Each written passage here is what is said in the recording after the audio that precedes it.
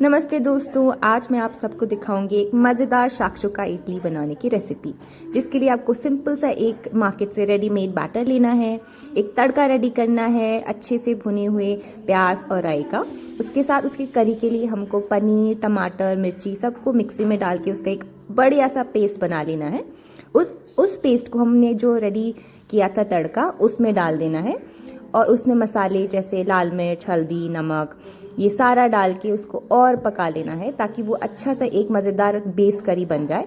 उसके ऊपर फिर हम डालेंगे अपना मार्केट से लिया हुआ इडली बैटर का पेस्ट 4 हिस्सों में और उसको पकाने के लिए छोड़ देंगे। फिर उसके ऊपर टॉपिंग के लिए हम एक मज़ेदार सा तड़का रेडी करेंगे। इसमें सरसों का तेल, राई और कड़ी पत्ता डाल के हम उसका तड़का रेडी करेंगे और बस सिंपल उसको हम अपने बैटर के ऊपर ऐसे स्प्रिंकल कर देंगे। बस हो गया हमारा ये शाक्षुका इडली रेडी। टेस्टी